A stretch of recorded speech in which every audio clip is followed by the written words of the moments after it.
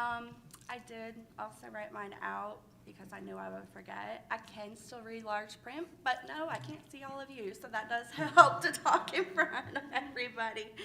So forgive me for using cheat sheet.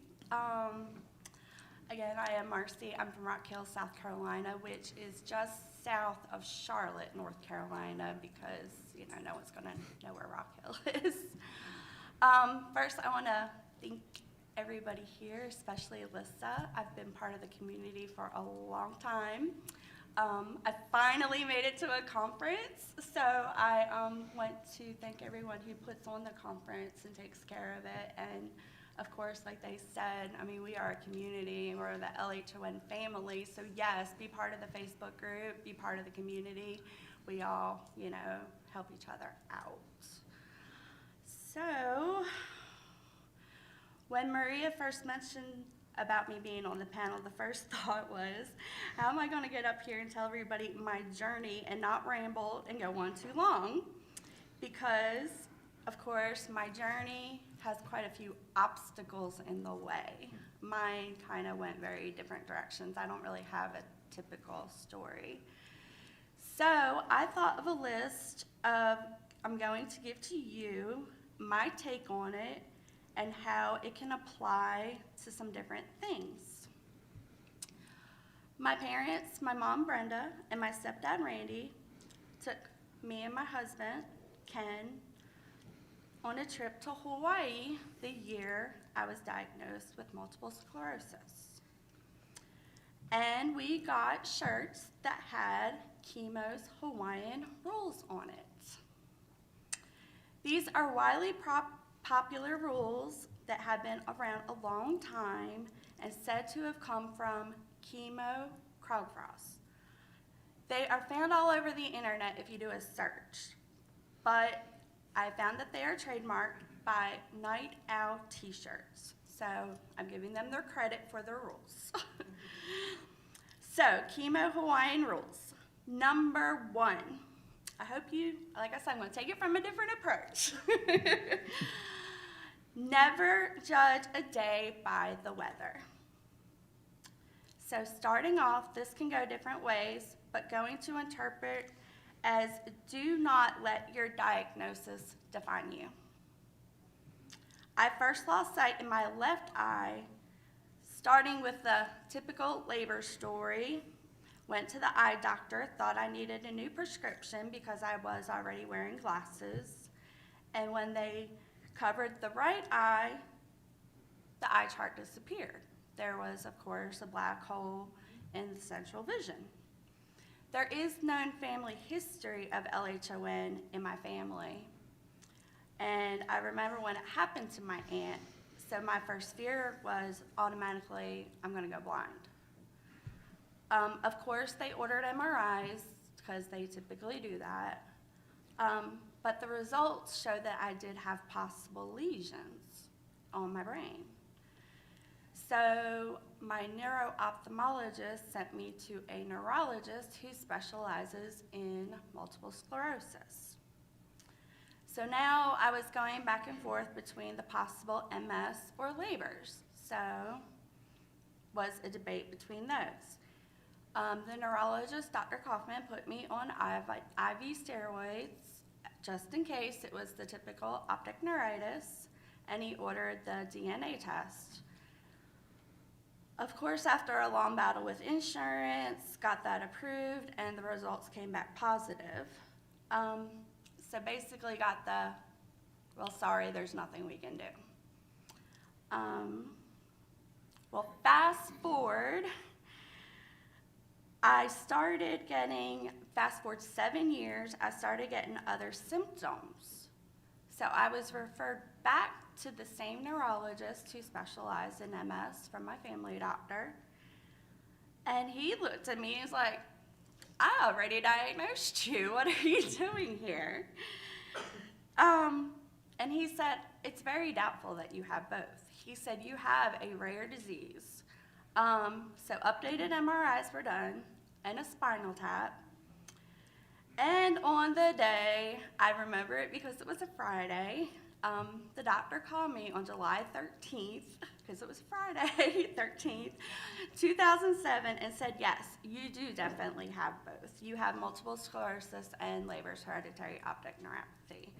Back in 2000, they didn't use the abbreviation LHON as much, normally just her Leber's. So, then can you believe it? I went back and forth with the MS versus LHON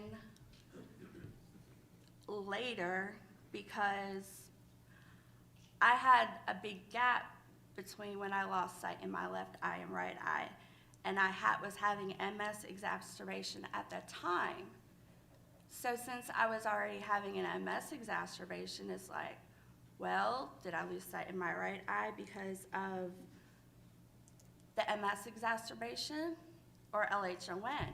Because it had stayed stable for 10 years with just the no vision in my left eye. So there was a 10-year gap, and my neuro-ophthalmologist said, well, it's almost been 10 years. I'm pretty sure that you're just gonna stay stable because normally it's one eye and then the next. And that didn't happen to me. So there is more to me than having LHON and MS. A label does not describe the whole person. So rule number 1, a rainy day can still be a good day. Number 2, the best things in life aren't things. Well, this is a given. So my faith in God, of course, is more important. My family, I have a big, crazy, amazing family that I love very much, and they are all very supportive. They all know that, and I won't get into who does what because they are all great, and I have great friends and experiences. Number 3, tell the truth. There is less to remember. So that one, I'm just going to say, well, of course, everybody knows that, but so I'm going to relate this one to facts because it's the truth. So yes, LHON is genetic. This is the truth. I have a known family history. My 2 great uncles, one of my aunts, and now one of my cousins are affected. My grandmother has six daughters. So that means there's a lot of carriers in my family because it is passed maternally, of course. So the fact is there's currently no cure, but research has come so far from when I was first diagnosed. I do have hope that the future there will be. And when I met with the, one of the specialists, he said, your family's really big. They do know that this disease is genetic, right? But, and then my grandmother seems to have some guilt, but then it's like, it's not your fault because if you didn't have children, we would have never been here to begin with. So that's the thing about guilt. So, number 4, speak softly and wear a loud shirt. Actions mean more than words. We lost our vision, and yes, it sucks. But we can find a new way or different way of doing things. It is slow and aggravating and frustrating, but quit complaining and get out there and do it.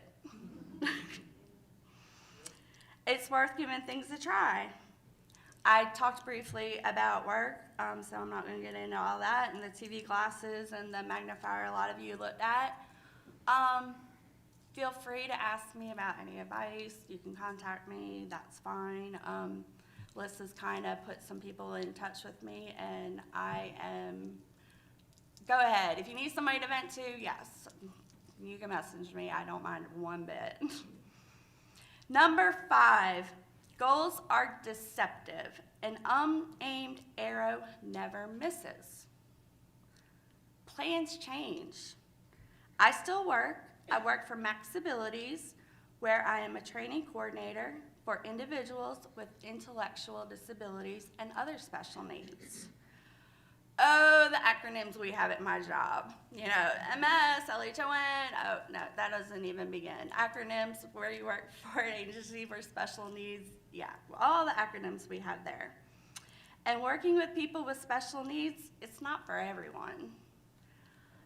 Even just some experience with consumers I work for provide perspective that there truly is no such thing as normal. And this job, is this the job I would have done if I still had my vision? I don't know. But I have still been able to do this job, so I consider myself lucky. My goal when younger, of course, was to go to college, get a job, get married, and have a family of my own. Well, I did these things, so I did move forward like the arrow. And I just lost my spot. So, like the arrow, like I said, a path can take different detours. Number 6. A lot of people like this one. He who dies with the most toys still dies. So I was trying to, like I said, I'm trying to relate them, but keep it entertaining. But possessions, of course, are not what matters. And you cannot take them with you, so make memories. I try a lot of things still. I still do yard work. And my son is 9, and he goes out there in the yard, and Mommy, watch out for the ants. Mommy, the ants are gonna bite you again. Mommy, no, don't go. So he's my little helper. I still go to concerts. Concerts is something that you really still can enjoy without visually seeing. So I still go to concerts. I still love to go on vacations and try different things. I mean, you don't know if you can do it unless you try. There was one thing I tried last year that I don't think I'm going to try again. We went down, you're from North Carolina, so you know Linville Falls? Yeah. Oh, no, I'm not trying that again. After all the rain, they're like, okay, you got to hike down to the bottom to see the waterfall. Yeah, 3 falls, but it got me a new cell phone out of it. It's in the river. So, and then, sorry.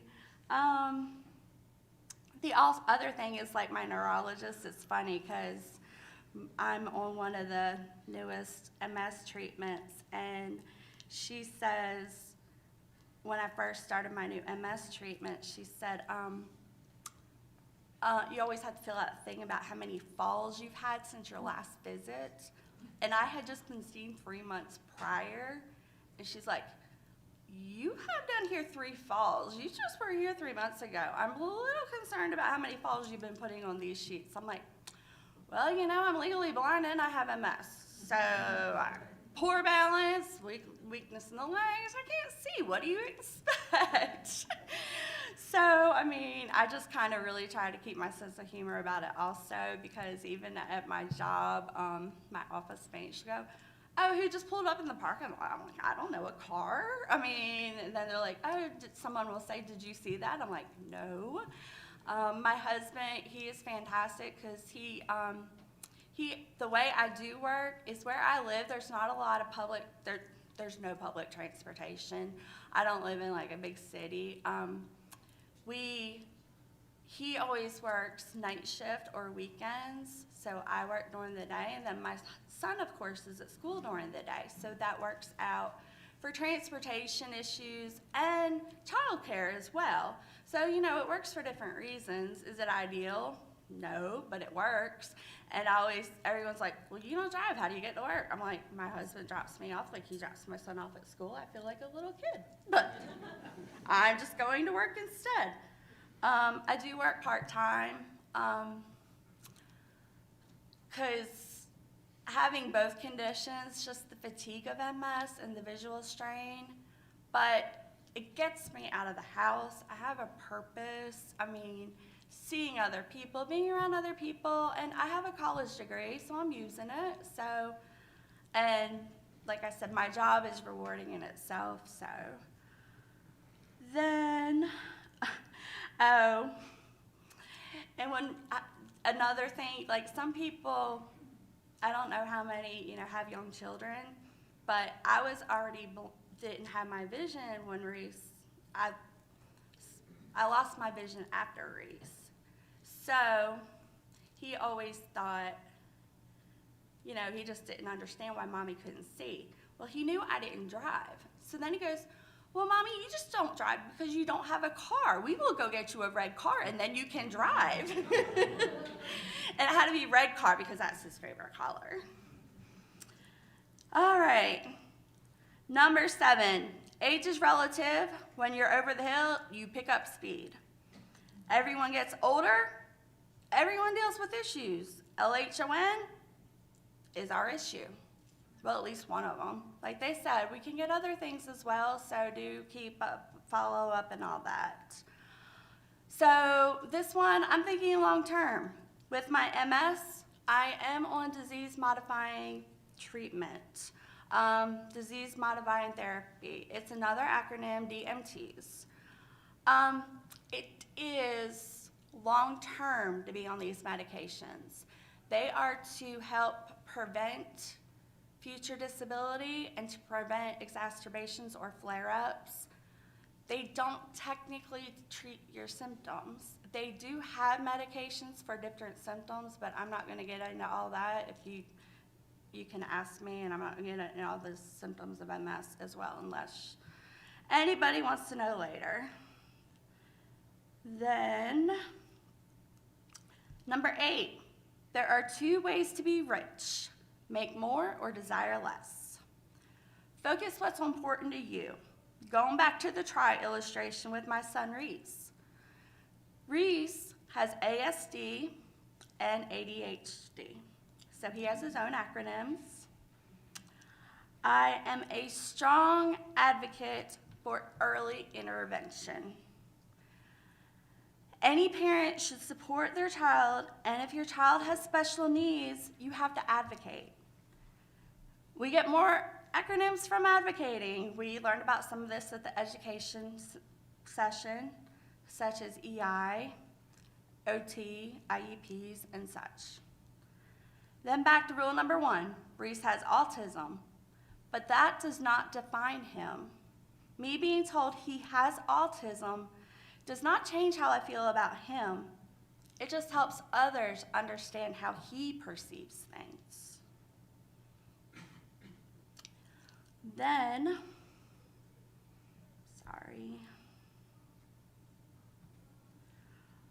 so be an advocate as well with your own limitations. Number 9, so I'm almost done. Beauty is internal, looks mean nothing. Just remember that there is more to you than being blind. You are not that blind person. You are a person first. So I am Marci that is legally blind. Remember, that's not it. I'm also a mother, I'm a wife, I'm a daughter, sister. I'm work, I have likes, I have things I like, things I enjoy to do. Number 10, no rain, no rainbows. This one is my favorite. Rainbows are more common in Hawaii than on the mainland, and I have always liked them. So, okay, labors is life-changing, not life-ending. Losing my vision is not the worst thing to happen to me. Neither are the other medical issues I have. So, as I have said, things do not always work out the way you expect. After getting married in March 2003 and then getting diagnosed with MS that same year, that July, I waited for MS treatment because Ken and I wanted to start a family. My first son, Ryan, was stillborn when I was 38 weeks pregnant. So I was full term. He was delivered November 27th, 2008. Which that year was on Thanksgiving Day. So I was blessed to have our son Reese May 14, 2010. I learned after I had him that babies are born after a loss are referred to as rainbow babies. I started to lose the vision in my right eye the next month. Still worse in the left. I can only count fingers sometimes on the left, but I am considered 2300 in the right eye.